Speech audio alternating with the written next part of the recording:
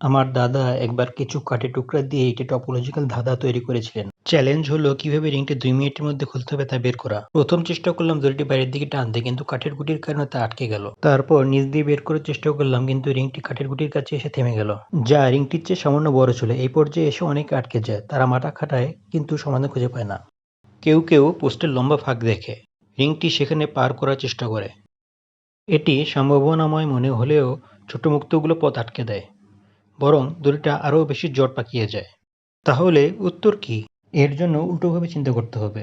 ছোট মুক্তগুলো ফাঁক দিয়ে যেতে পারবে না, কিন্তু দড়ির শেষে থাকা কাঠের হ্যান্ডেলটি পার করতে পারবে। প্রথমে হ্যান্ডেলটিকে উল্লম্বভাবে ধরে ফাঁকের মধ্যে ঢুকিয়ে দিন। তারপর একটি মুক্ত রিংকে একসঙ্গে ধরে পোস্টের উপরে নিয়ে যান। রিংটিকে মুক্তির উপর দিয়ে ঘুরিয়ে আলাদা করুন, যাতে তারা বিপরীত দিকে যায়। সবশেষে রিংটিকে দড়ির পথ ধরে গ্যাপ দিয়ে বের করুন। একটু টান দিলেই রিং খুলে যাবে।